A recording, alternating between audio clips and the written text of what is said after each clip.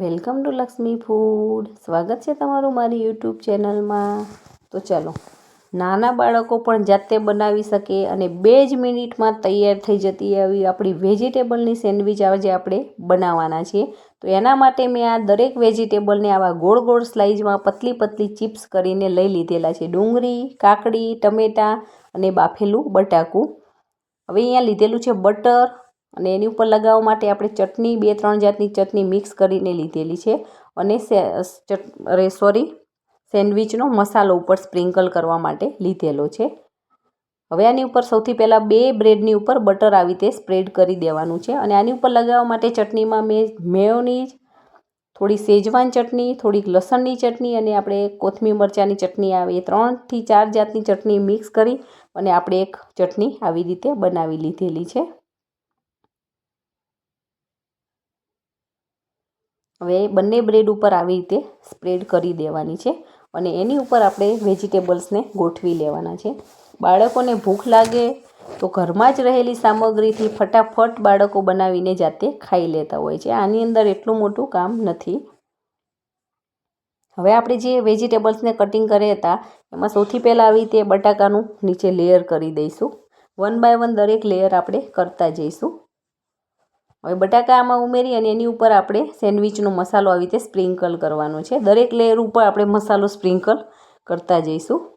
હવે ડુંગળીનું લેયર કરી દેવાનું છે. તમે પણ આવી રીતે સેન્ડવિચ બનાવજો, બહુ જ સરસ બનશે અને ફટાફટ પણ બની જશે. અને હજી સુધી તમે મારી ચેનલને સબસ્ક્રાઈબ નથી કરી તો ફટાફટ સબસ્ક્રાઈબ કરી દેજો અને બેલ આઇકોન દબાવવાનું ના ભૂલતા, જેથી કરીને આવનાર તમામ નવી રેસીપીના વિડીયો ફટાફટ તમારી સુધી પહોંચી જાય. હવે કાકડીનું લેયર કર્યું છે, એની ઉપર મસાલો સ્પ્રિંકલ કર્યો છે, પાછું ટામેટાનું લેયર કરીએ છીએ, એની ઉપર પણ મસાલો સ્પ્રિંકલ કરી લઈએ છીએ. આની ઉપર તમારે ચીઝવાળી બનાવી તો તમે ચીઝ કે પનીર કે કંઈ એડ કરવું હોય તો કરી શકો છો, પણ ફક્ત ઘરમાં જ રહેલી વસ્તુથી અને ફટાફટ બની જાય, તાત્કાલિક બની જાય એના માટે આપણે વેજીટેબલ્સનો જ ઉપયોગ કરેલો છે. આને તમારે ગ્રીલ કરવી હોય તો ગ્રીલ પણ કરી શકો છો અને કાચી ખાવી હોય તો કાચી પણ સરસ જ લાગે છે, પણ મેં અહીંયા ગ્રીલ કરીને લીધેલી છે.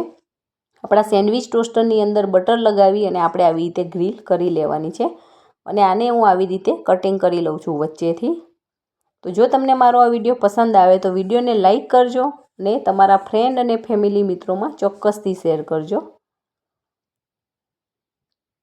અને જોતાં જ ખાવાનું મન થઈ જાય એવી સેન્ડવિચ આપણી મિનિટોમાં બનીને તૈયાર થઈ ગઈ છે.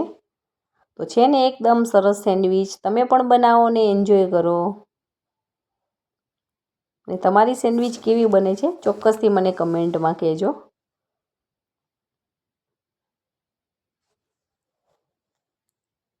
તેને આપણે ખજૂર આંબલીની ચટણી અને ગ્રીન ચટણી બંને મિક્સ કરીને લીધેલી છે, એની સાથે સર્વ કરી લઈએ. તમે પણ બનાવો ને એન્જોય કરો. Thank you.